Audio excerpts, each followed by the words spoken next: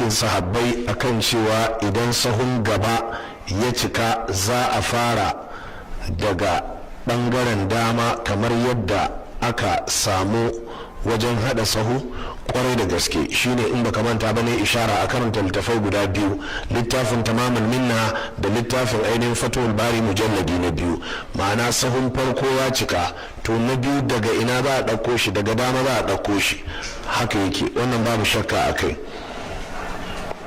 Wato sai an horar da musamman ɗaliban ilimi akan karatun littattafai irin su musannaf na ibnu abi shayba da musannaf na abdulrazak sanani da littafin al'afar na al'imamu ibnu jarir al-tabari. waɗannan littattafai da makamantansu kamar su sunan kubra ta baihaqi da littafin muwatta na imam malik, waɗannan littattafai suna ba da muhimmanci wajen ruwaito ayyukan sahabbai. a nan ne zaka ga kusan komai da kake nema sai ka ga a ce maka ga yadda sahabbai suka yi. wasu manyan malamai ne, su malaman su bukhari da muslim ne, da suka dubi ɗalibansu sun ba da ƙarfi ne wajen tattara waɗannan, su kuma sai suka tare waccan kwanar, sai suka yi tarwaito ainihin hadisai da fatoyin sahabbai. shi ko ibnu jarir na tabari kamar sa'an su imam bukhari ne, bayan ya yi rubutun tafsiri da tarihi kuma ya ba da muhimmanci wajen ruwaito waɗannan insha Allah ta'ala. a yi haƙuri insha Allah ta'ala, nan da wata ɗaya wata biyu muna fatan mun gama aikin labirari ɗinmu.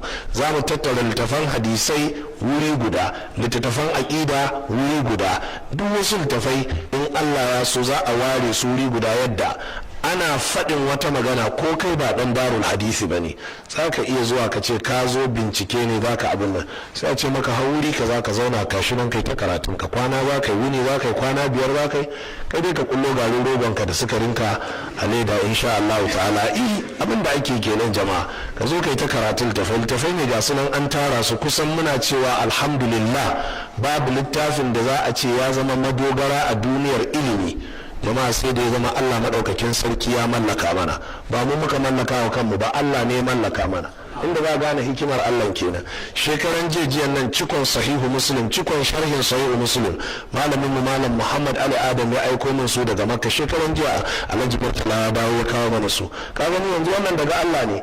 na san an gama littafin tuni amma ban san an gama bugawa ba, amma sai dan shi Abdul Jalil zai bugo mini cewa malam ya ce an gama buga kaza. ran nan ya bugo mini yaron ya ce malam ya ce yanzu ya kai mujalladi na 17 na sharhin Tirmidhi, ya yi sharhin sunan Nasa'i Zakhiratul Uqba, ya zo ya yi sharhin Sahihu Muslim, to yanzu kuma yana cikin sharhin Tirmidhi. mako biyu da suka wuce dan shi min waya ya ce malam ya ce in gaya ma yau ya kai mujalladi na 17 na sharhin Tirmidhi.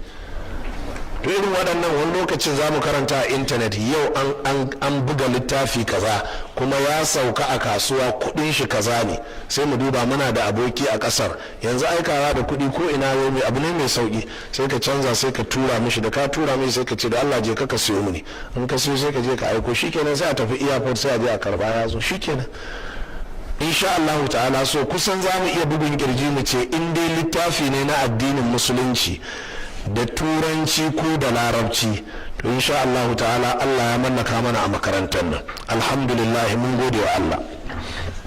sau da haka waɗannan ainihin hadisai ko waɗannan littafai suna tattara ire-iren waɗannan insha Allah.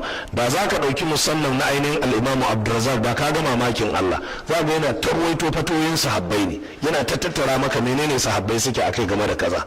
wani lokacin haɗin sun yi saɓani akan wane kaza yace wane kaza yace, sai ga yana kawo maka. Allah madaukakin sauke taimaka.